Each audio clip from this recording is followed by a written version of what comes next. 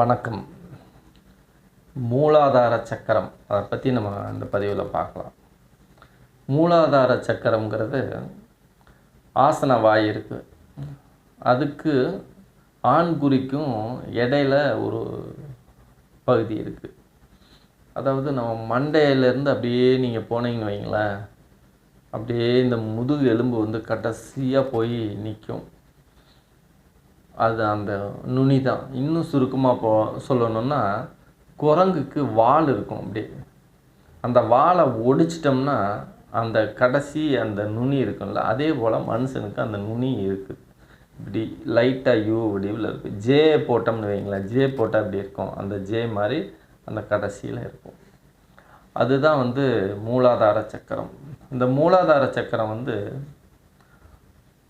ஒரு சிகப்பு சக்தி வாய்ந்தது.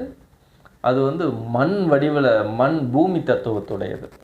நில தத்துவம் இருக்குல்ல, நிலம்னா இந்த நிலத்தில் என்னென்னவெல்லாம் இருக்குதோ அத்தனை சக்திகளையும் மூலாதார சக்தியோட கனெக்டிவிட்டியில் இருக்குது.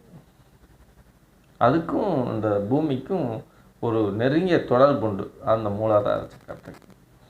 அடுத்து என்னன்னு பார்த்தீங்கன்னா, அந்த மூலாதாரம் சிகப்பாக இருக்கிறதுனால செவ்வாய் அப்படிங்கிற அந்த நாட்களில், செவ்வாய்க்கிழமை வந்து அதுக்கு உகந்த நாள்.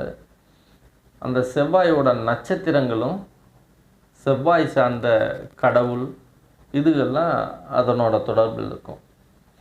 இந்த மூலாதார சக்கரம் வந்து ஸ்ட்ராங்காக இருந்தால் தான் நம்ம வந்து அந்த யோக நிலைக்கே போக முடியும். யோக நிலைக்கு போகணும்னா முதல் படியே வந்து மூலாதாரம் தான். இந்த மூலாதாரம் வந்து ஆக்டிவேட் ஆகாமல், அதாவது ஆக்டிவேட்டுன்னு சொல்கிறத விட அந்த விழிப்பு நிலை அது அது உருவாகணும்.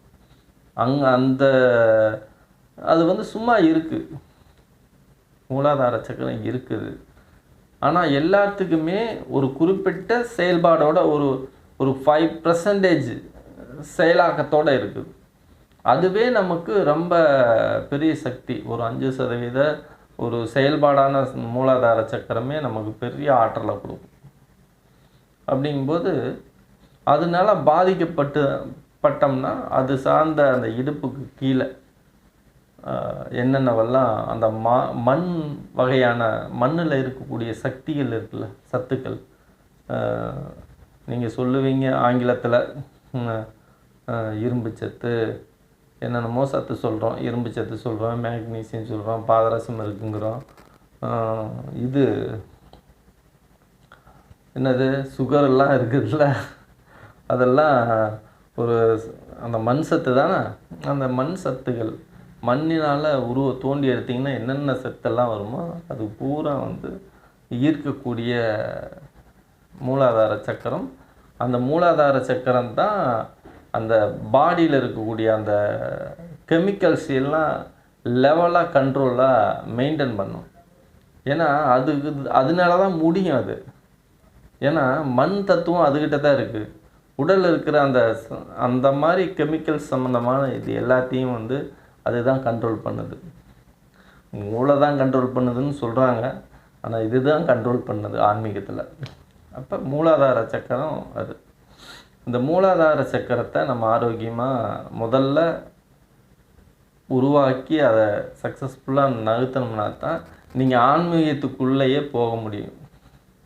அது இல்லாமல் பல விஷயங்களையெல்லாம் பண்ணிட்டு என்னென்னமோ பண்ணீங்க அப்படின்னா என்னென்னா எதுவும் நடக்காது. எந்த ஒரு வெற்றியும் ஆன்மீகத்தில் நடக்காது. மூலாதாரத்தை நீங்கள் சக்ஸஸ் பண்ணாமல், நீங்கள் வந்து உணராமல், அதை விழிப்பு நிலையை அடைய செய்யாமல் எந்த ஒரு ஆன்மீகத்தில் நீங்கள் வளர்ச்சி அடைஞ்சதா எல்லாருமே ஆன்மீகத்தில் வளராமல் போகிறதுக்கு முக்கிய காரணம் என்னென்னா, எல்லாத்துக்கும் ஆக்டிவேஷன் அது பண்ணுறதே இல்லை. அதை பற்றி பேசுவாங்க, அதை பற்றி என்னென்னமோ பேசிக்கிட்டே இருக்கிறது தான். அதை ஆக்டிவேஷன் பண்ணுறதில்ல. அது விழிப்புணர்வு கொண்டு வந்துட்டால் தான் அடுத்த லெவல். நன்றி.